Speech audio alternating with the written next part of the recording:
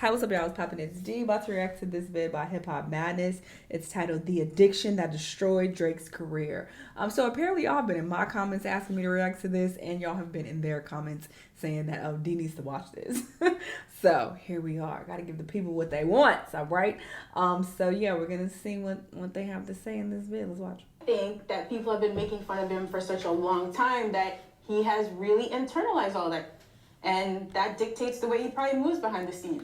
I'm your girl, and you're a girl, and you're a girl, because you treated me like this. You think I wasn't cool enough. He's been holding a lot close to the chest. A lot of in the industry do not try to everybody's. That is not true. You introduce him to your girl, extra friendly, smiling. He do that exchanging numbers. 19, 30, 40, 50, 60, and 70 times. And it ain't just rappers. The athletes, the actors, the golfers, the executives, the tech people. What is the real issue with you in marriage? Now I gotta dig in and see, what's your family like? Oh, your dad left you at 5. Oh, I get that. And he never walked you to the bus stop. You're mad about this. Since the beginning of his career, Drake's relationship with women has always been at the forefront of his music. Whether his songs were about going through a breakup, occasionally depicting himself as sensitive, or outright portraying himself as a simp, Drake seemed to genuinely admire women. But over time, things drastically changed until the point he more... Does he? Because honestly... womanizers, the older I get, the more I start to side-eye them. Like, I feel like it goes deeper than them just seeking validation and just, looking for attention from women. And some of them, I just feel like, are you trying to fuck away the gay? Like, is that what we're doing? Like, I don't know. It just makes me side-eye you. Because what is happening here? What are you trying to do here? Unless you have like a sex addiction, that's a different story. But if you're just out here really trying to run through as many women as you possibly can, it just makes me feel like something is going on. But I mean, obviously every case is different. I'm not saying this is the case 100% of the time. Hello. I feel like that should go without saying. Not everyone, is gay just because they're fucking hella women. But some of them, I'm like, because in my personal life, not in any guys that I've dated, but people that I know, I've heard some things that made me be like, he might be gay, To the self-proclaimed certified lover boy. From venting his feelings of loneliness to an ex on Marvin's Room, through to accusations of rampant misogyny on the 21 Savage's sister Her Loss, even Drizzy's claim that the only woman he loves is his mom on God's Plan was a drastic departure from... I love this album. Even Drizzy's... with 21. Through to accusations of rampant misogyny on the 21 Savage's sister Her Loss, even Drizzy's claim that the only woman he loves is his mom on God's Plan was a drastic departure from when he was actively trying to settle down. But where the good guy image was once intact and helped skyrocket his career to the top, that's long gone now and replaced with the perception that, as Kendrick said, Drizzy doesn't even like women. In fact, he only values them. Oh yeah, I promise you I didn't even think about that, but he did say that. I swear I forgot about that for a second. I'm just going based on my life experience and things that I've come across and things that I've seen in womanizers and heard, like my friends and my family that heard their experience with these type of men and being like, oh, I found this in his drawer, this dildo in his closet, shit like and it's like, oh, that's why he was fucking so many women. He trying to, suppress that side of him. So that is what I was referring to. But I forgot Kendrick did say that.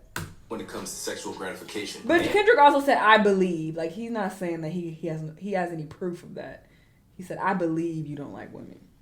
So he was responsible with this accusation. As a way to have a one-up on his enemies and friends. In short, there's now a belief that Drake has a serious sex addiction, which has basically created the predicament he finds himself in today. He presents himself as like this smart, composed, thoughtful businessman. But your friends' girls, you're not them for them, by the way. There's tons of bad. You're not just doing it to get a nut. You're man. That's what you're doing. It sounds crazy, but that's what it's about. I'm going to do something that I know that I'm going to have over you. Oh, yeah. Okay, yeah. Currently operating in a state that may fill a void inside him while deviating from the image that first made him successful, Drake has made it clear that he's not a one-woman man at this point in his life. Nor does he plan to change that. And while that makes him no different from many other superstars, the problem for the Sixth God is that there's a feeling of spite and self-sabotage to how he goes about it that has nearly destroyed his career several times over. So, let's break down the roots of this addiction and how it's been hiding in plain sight for a long time now. When you pattern yourself as a ladies' man, it's really no surprise that you might ruffle some... Oh, that is the name of the video, The Addiction. But I thought he was like gonna say like, oh, his addiction to, I don't know. I wasn't thinking sex addiction though. That didn't even cross my mind. Feathers or act impulsively when things don't go your way. Just look at what happened in the aftermath of Drake flying a fresh-faced Ice Spice out to OVO Fest, only to suddenly cut ties with her when it appeared he didn't get what he wanted out of it. It's been speculated that Drake unfollowed you afterwards. Do you want to but I tell don't us know some tea why. on that? He did. I don't know why though. Shame on you, Drake. Shame on you. You shouldn't have done that.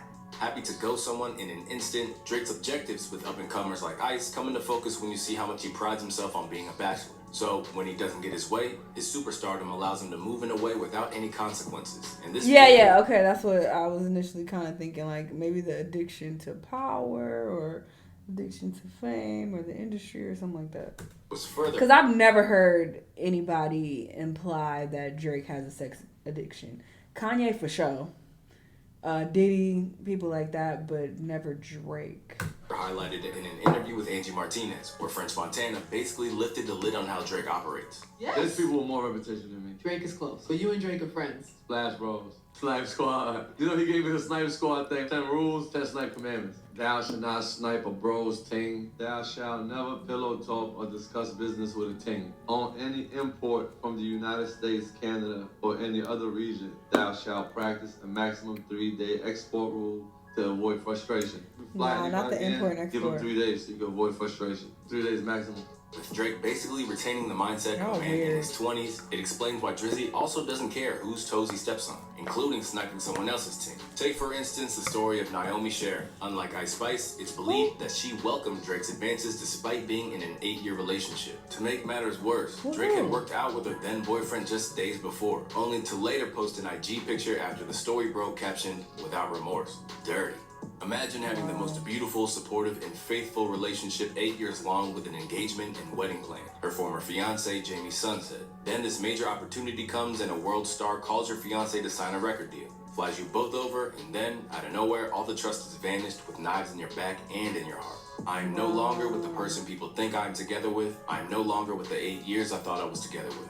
With someone like Jamie participating in the music industry at a lower level, Drake clearly had no concerns when it came to trampling over his life to get what he wanted. But even though he got away with just a bit of reputational damage that time, recently, it's become clear that Drake's promise to French Montana about never getting involved with someone else's girl was just talk. Because when you look back, Drake has a habit of bringing women into almost all of his beefs with other rappers. And in the view of one of his biggest supporters and academics, this is where Drake has been a habitual line crosser. I keep asking people, and they're like, yo, listen, man, Drake's a little sloppy with it. All these guys, they share the same crop of girls. It's a thin line between, like, yo, these are, like, the community chicks that we all and, yo, you're doing certain to kind of, like, disrespect. In Axe View, this has always been a key part of how Drake has operated, long before it led Future to call him a fan on We Don't Trust You. Case in point, just look at why his decade-long feud with CB started. Imagine how bold Drake was when Drake sends a bottle over there with a note that says, "I'm the love of your life." That was supposedly the note. And right then, beef starts. So Drake is in the club, supposedly with Meek and some other people, and Chris Brown is there, and Drake sends a... Oh yeah, Drake and Meek used to be cool at one point before they started beefing. Cause yeah, this is obviously prior to the Drake and Meek beef. If they're saying that this started over a decade ago, Back to Back wasn't over a decade ago. Was it? No, it was like what, 2016? 15? I don't know. A thing would be like, "I'm the love of your life." Drake is a savage. You gotta keep the girl away from Drake. Back when Drake and Chris had some bad blood over Rihanna, the whole thing likely made things awkward at parties, but didn't really spill out onto record or really even enter the public consciousness at the time. But that hasn't always been the case. And much like his dispute over Princess Diana with Future, it was his decision to mess with other people's girls that led his ghostwriting scandal with Quentin Miller to come to light in the first place. In turn, creating a narrative that's haunted him ever since. That's how the whole thing started with even the reference tracks. DJ Drama said, bro, he didn't write that. The guy in my studio in Atlanta, he recorded it, and Drake just sang it over. That's how that starts. So two guys who thought Drake, their chicks, basically created that moment. But while all of these incidents could have been damaging to his career, if you need to look at how far Drake will push it when it comes to women, look no further than him betraying his very own mentor when he was at his lowest. A story that was brought to light in a bar by Kendrick Lamar's Not Like Us. The Put allegations the Wayne that girl, Drake he was in found jail. Wayne's That's girl when he was conniving. in jail have actually been Damn, around this for a makes while. sound And like to a Weezy's bitch credit, apologize. he's done his best to shoot Drake some bail. Oh, I wouldn't worry about that. That's just how life goes when you locked up. She still be texting you and stuff, you know? However, this is only one side of the real story that never gets reported. Because as Weezy disclosed in his autobiography, this actually took a real toll on him. As a man, he wrote, I woke up still feeling messed up about the day that I had. Hell is what it was. I'm used to arguing with my girl on a daily basis, but finding out that she'd messed with Drake was the absolute worst thing I could have found out. Seemingly happy to backstab one of the people who had done the most for his career, this would point to the sheer depths of Drake's issues when it comes to his addiction. This man was your mentor, someone who really helped, start your career, and you fucked his girl? Why?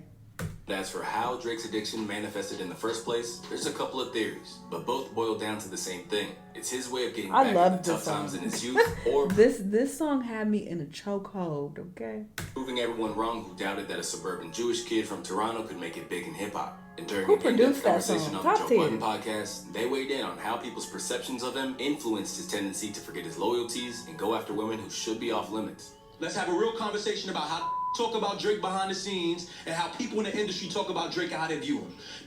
View Drake like he's a corny who grew up not getting no and now he got money and now he's able to afford that, right?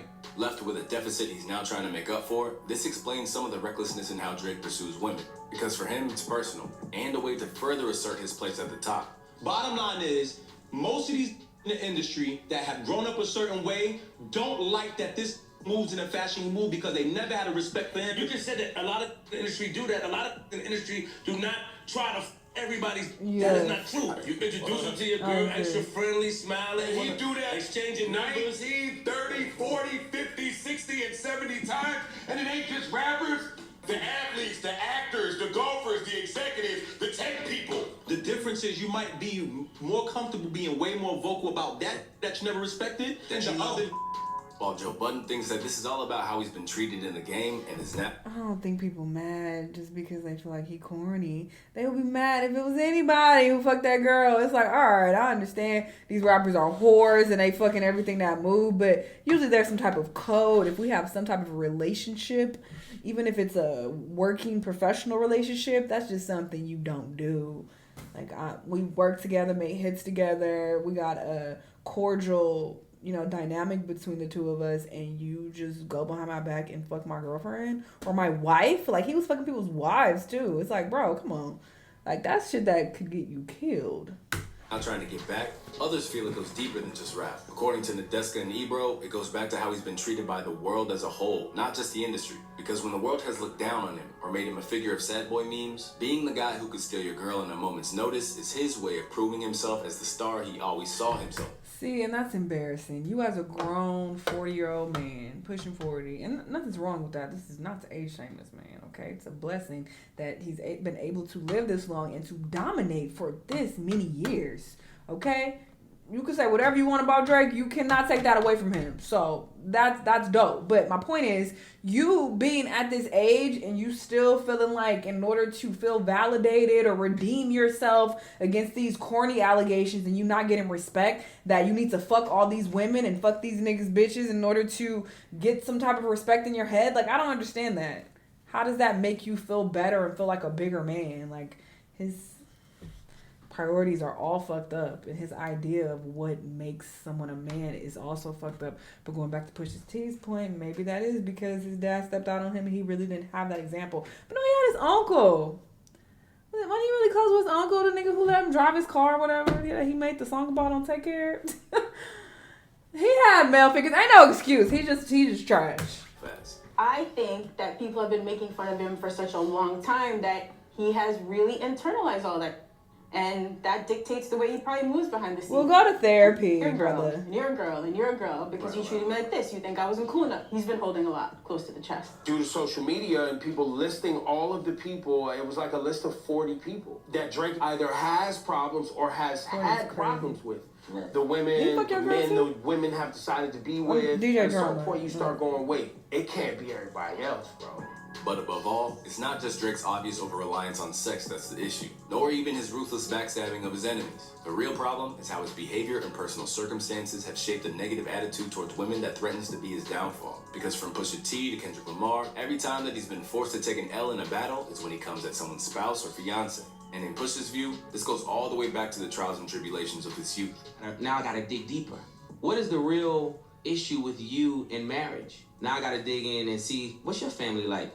Oh, your dad left you at 5. Oh, I get that. And he never walked you to the bus stop. You're mad about this. Left without a strong role model and instead given a father who's still chasing girls himself to this day Ew. in a slightly creepy way. Ew. Get your fucking daddy, bro. And does he think you're going to Drake's party but get Dennis instead? And instead give Ew. She looks so disturbed. Get out of there, girl. Still chasing Ew. girls himself to this day in a slightly creepy way. It explains why Drake thinks nothing of getting involved with someone else's girl, nor discrediting someone else's wife. While for someone like Pusha, Kendrick, or even A$AP Rocky, who adopted the Drizzy beef after lines about his wife from For All the Dogs, this wouldn't be an option. In turn, creating the sense that Drake may have plenty of relationships with women, but doesn't ultimately respect them. Left embarrassed by his own actions, and with his peers now calling him out, Drake's gotten a serious wake-up call to change his ways. Because if he doesn't, this addiction might destroy his career, his legacy, and maybe even his life. Well said, my brother. He included a lot of clips that I've never seen before. I've never heard people speak on Drake in this manner and talk about how, it's not just limited to rappers that, he's betraying and like sleeping with their women. He's doing this to executives and people in tech and people, who golf, that, just random people. He just feels like that's his way of getting back at those who never respected him or thought he was corny or feel like, he not that guy. So I guess in his head, this makes him feel like he's that guy, like he's him, but that's really sad to have that ideology at this age. That's crazy. Like, I would expect a teenager or guy in his early 20s to move like that, but it's like once you grow and acquire wisdom, you should get to a point where you feel like you don't need to do that for validation, and you don't feel like that's what makes you a man. It's a very flawed way of thinking. So it's very odd that that's how he thinks. If that's how he thinks, I don't know what's going on in this man's head. He could also have a sex addiction, but that's not an excuse either, because you can have a sex addiction and sleep with hella groupies. There are other women that you can sleep with. You're choosing these women that are tied to your peers. So there's no excuse. I don't know what's going on with him. Y'all let me know what y'all think, though. Let me know what other videos you've been watching. I'll see y'all in the next one. Bye!